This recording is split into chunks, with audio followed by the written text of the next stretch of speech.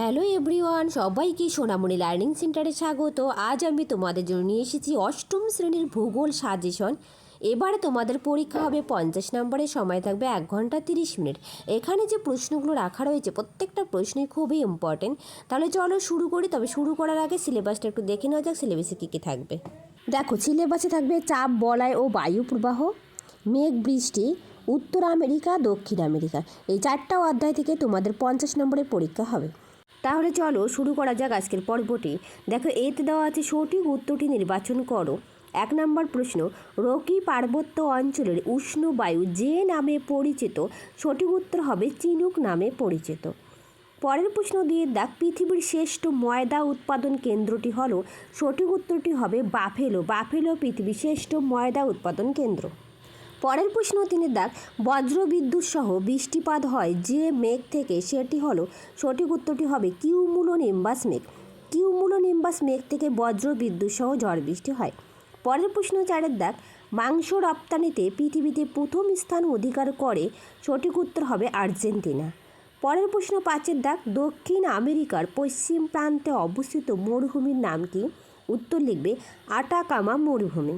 পরের প্রশ্ন 6 দাগ, পৃথিবীর উচ্চতম হ্রদটির নাম, সঠিক উত্তরটি হবে টিটিকাকা পৃথিবীর উচ্চতম হ্রদের নাম। দেখো, আমি অপশনগুলো পড়ছি না, তার কারণ অপশনগুলো পড়লে ভিডিওটা লং হয়ে যাবে। পরের প্রশ্ন দেখো 7 দাগ, ডোলড্রামস বলতে বোঝায়, সঠিক উত্তর হবে নিরক্ষীয় অঞ্চলকে।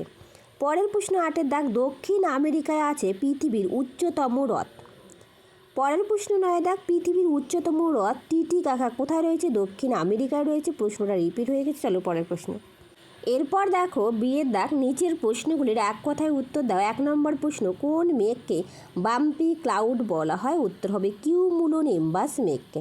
এই কিউমুলোনিম্বাস মেঘ থেকে বজ্র বিদ্যুৎ সহ ঝড় বৃষ্টিপাত হয়, পরিচলন বৃষ্টিপাত হয়।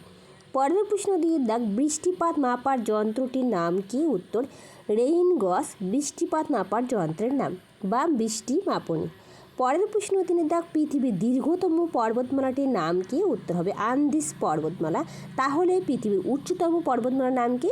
হিমালয় পর্বতমালা। এটা একটু মনে রাখবে। তার সাথে বলে রাখি, যদি তোমাদের ভিডিওটা ভালো লেগে থাকে প্লিজ একটা লাইক, শেয়ার অ্যান্ড কমেন্ট করবে। আর যারা নতুন তারা অবশ্যই চ্যানেলটা সাবস্ক্রাইব করে পাশে থাকবে এইরকম নিত্য নতুন ভিডিও পাওয়ার জন্য। চলো পরের প্রশ্ন 4 দাগ, উত্তর আমেরিকার একটি পশ্চিমবাহিনী নদীর নাম লেখো যা প্রশান্ত মহাসাগরে পতিত হয়েছে। উত্তর হবে কলম্বিয়া। পরের প্রশ্ন 5 দাগ, কোন শিলাগঠিত ভূমিরূপ সাধারণত গোলাকার হয়? উত্তর হবে গ্রানাইট। পরের প্রশ্ন 6 দাগ, একটি সংঘাত শিলার উদাহরণ দাও। উত্তর হবে ব্রেকশিয়া। ব্রেকিশিয়া হলো সংঘাত শিলার উদাহরণ। পরের প্রশ্ন 7 দাগ, মিসিসিপি নদীর প্রধান উপনদীর নাম লেখো। উত্তর হবে মিসিসিপি নদীর প্রধান উপনদীর নাম মিসৌরি।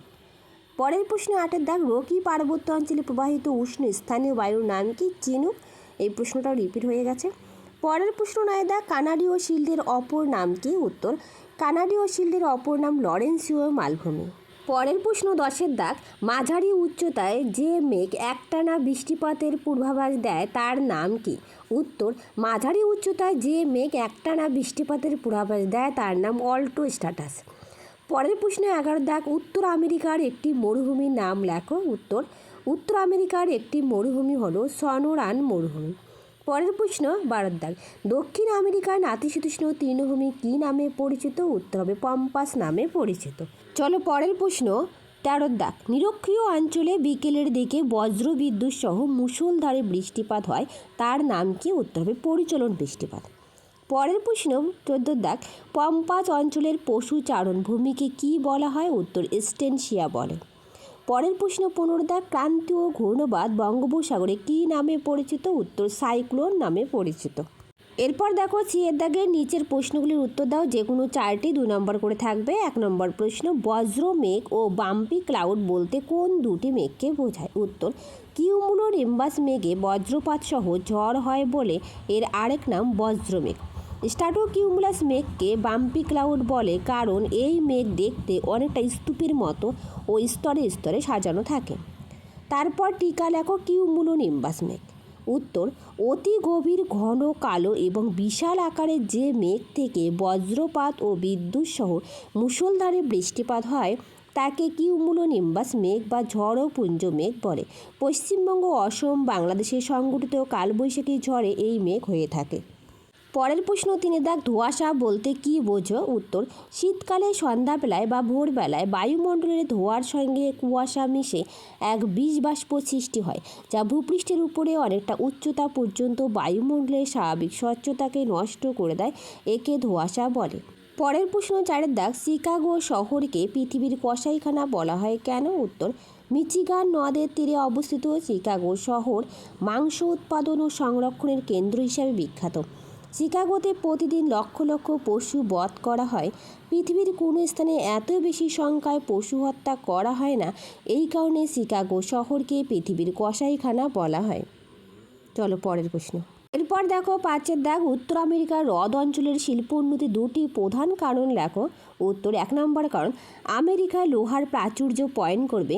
হ্রদ অঞ্চলে বিশেষত সুপিরিয়র হ্রদে দক্ষিণ ও পশ্চিমে অবস্থিত মেসাবি বিশ্বের বৃহত্তম লোহা খনি। ভার্মিলিয়ন, মেনোমিনি, গোজেভিক প্রভৃতি যুক্তরাষ্ট্রের শ্রেষ্ঠ আকরিক লোহা উত্তোলক অঞ্চল। তারপর পয়েন্ট করবে 2, সুলভ জলপথ। পঞ্চরথ ও সেন্ট লরেন্স নদীর মাধ্যমে সৃষ্ট সুলভ জলপথে দেশ বিদেশের সঙ্গে পণ্য বিনিময় করা হয়। পরের প্রশ্ন 6 দাগ, কানাডীয় শিল্ড অঞ্চলে কাস্ট শিল্পের পরিবহনের সুবিধা সম্পর্কে লেখো। উত্তর, শীতকালে যখন এই অঞ্চলের চারদিকে বরফ জমে যায় তখন এই অঞ্চলের সরলবর্গীয় বনভূমি থেকে গাছগুলি কেটে বরফ ঢাকা নদীর উপর ফেলে রাখা হয়। গ্রীষ্মকালে বরফ গলে গলে গাছগুলি নদীর স্রোতে ভাসতে ভাসতে নিচের দিকে নামে। নদী তীরবর্তী কাঠ চেরাই কলগুলিতে সেগুলিকে সংগ্রহ করে। এর ফলে পরিবহন খরচ খুব কম হয়। প্রত্যেকটা প্রশ্নই তোমরা পয়েন্ট করে করে লিখবে, আর পারলে ছবি দিবে, তার কারণ বইয়ে খুব সুন্দর করে ছবিগুলো আঁকা থাকে, তোমরা সেগুলো বাড়িতে প্র্যাকটিস করবে। চলো পরের প্রশ্ন। এরপর দেখো ডি এর দাগ, নিচের প্রশ্নগুলির উত্তর দাও, যে কোনো 4টি 3 নম্বর করে থাকবে। 1 নম্বর প্রশ্ন, আমাজন নদীর মোহনায় বদ্বীপ সৃষ্টি হয়নি, 3টি কারণ লেখো। উত্তর, আমাজন নদীর মোহনায় সমুদ্রের গভীরতা অনেক বেশি। 2, মোহনায় প্রবল সমুদ্র স্রোত বর্তমান। 3, আমাজন নদী প্রবল বেগে প্রচুর জলরাশি নিয়ে সমুদ্রে পতিত হয়, তাই আমাজন নদীর মোহনায় বদ্বীপ গড়ে ওঠেনি। পরের প্রশ্ন 2 এর দাগ, পৃথিবী রুটির ঝুড়ি কাকে এবং কেন বলা হয়? উত্তর, উত্তর আমেরিকার প্রেরি অঞ্চলকে পৃথিবী রুটির ঝুড়ি বলা হয় কারণ প্রেরি তৃণভূমি অঞ্চলটি বিশ্বের একক বৃহত্তম গম উৎপাদক অঞ্চল। প্রচুর গম উৎপাদন হয় বলে এই অঞ্চলের অধিকাংশ গম রুটি প্রস্তুতের জন্য দেশ বিদেশের বাজারে রপ্তানি করা হয়। এ কারণে উত্তর আমেরিকার অঞ্চলকে পৃথিবী রুটির ঝুড়ি বলা হয়ে থাকে। ভেরি ভেরি ইম্পর্ট্যান্ট প্রশ্ন। পরের প্রশ্ন 2 এর দাগ, কানাডীয় শিল্ড অঞ্চলে কৃষিতে উন্নত না হলেও শিল্পে যথেষ্ট উন্নত, এর কারণ কি? উত্তর, কানাডার শিল্ড অঞ্চলে শিল্পে উন্নত হওয়ার কারণগুলি হলো: 1, এখানে পর্যাপ্ত বনভূমিতে বন্য পশুর লোমশ চামড়া ও প্রচুর খনিজ পদার্থ পাওয়া যায়। 2, কানাডার উন্নত মানের প্রযুক্তি ও কারিগরি দক্ষতার সহায়তায় পাওয়া যায়। 3, কানাডা জলবিদ্যুৎ উৎপাদনে অত্যন্ত উন্নত, ফলে কারখানাগুলোতে সস্তায় বিদ্যুৎ যোগান দেওয়া যায়। 4, শিল্ড অঞ্চলের দক্ষিণ প্রান্তে পঞ্চরথ ও সেন্ট লরেন্স নদীর মাধ্যমে সৃষ্ট সুলভ জলপথের কারণে শিল্ড অঞ্চল শিল্পে উন্নত হয়েছে। পরের প্রশ্ন 4 দাগ, মেঘের সৃষ্টি হয় কিভাবে? উত্তর, পৃথিবীর যে সমস্ত অঞ্চলে জলভাগের পরিমাণ বেশি ও সূর্য লম্বভাবে কিরণ দেয় সে সমস্ত অঞ্চলে সূর্যের প্রখর তাপে প্রচুর পরিমাণ জলীয় বাষ্প বায়ুতে গিয়ে মেশে। ওই জলীয় বাষ্পপূর্ণ বায়ু হালকা হয়ে সোজা উপরে উঠে শীতলতার সংস্পর্শে এসে ঘনীভূত হয়ে মেঘে পরিণত হয়। এরপর দেখো ইয়ের দাগ, যে কোনো 2টি প্রশ্নের উত্তর দাও। 5 নম্বরের প্রশ্ন। 1 নম্বর প্রশ্ন, চিত্রসহ ব্যাখ্যা করো সমুদ্রবায়ু স্থলবায়ু। উত্তর, সমুদ্রবায়ু দিনের বেলায় স্থলভাগ বেশি গরম হয় বলে সেখানে নিম্নচাপের সৃষ্টি হয়, কিন্তু জলভাগ বেশি গরম হয় না বলে সেখানকার বায়ু উচ্চচাপ যুক্ত হয়, ফলে তখন জলভাগ থেকে স্থলভাগের দিকে প্রবাহিত হয়। একে সমুদ্রবায়ু বলে।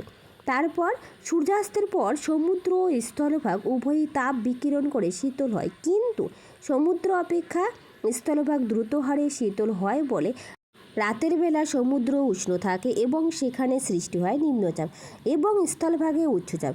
এই অবস্থায় স্থলভাগ থেকে বায়ু সমুদ্রের দিকে বয়ে যায়, এটি হলো স্থলবায়ু। এরপর দেখো পিকচার দুটো অবশ্যই দেখে নেবে, সমুদ্রবায়ু স্থলবায়ু। প্রথমে সমুদ্রবায়ুটা দেখো সমুদ্রবায়ু সমুদ্রে উচ্চচাপ সৃষ্টি হয় এবং বাইরে কী হয় নিম্নচাপ সৃষ্টি হয়। আর এই ক্ষেত্রে দেখবো স্থলবায়ুর ক্ষেত্রে দেখো সমুদ্রে নিম্নচাপ সৃষ্টি হয় এবং উপরের দিকে উচ্চচাপ সৃষ্টি হয়। অবশ্যই ছবিগুলো প্র্যাকটিস করবে। পরের প্রশ্ন দেখো ঘূর্ণবাদ প্রতিভ ঘূর্ণবাদের 5টি পার্থক্য লেখো। 5টি পার্থক্য আমি বই থেকে দিয়েছি, তার কারণ পার্থক্যটা খুব সুন্দর ছিল, এই কারণে তোমরা অবশ্যই পার্থক্যটা পড়ে নেবে। তোমাদের নিজেদের বইয়ের মধ্যে আছে, সেখান থেকেই পড়ে নেবে।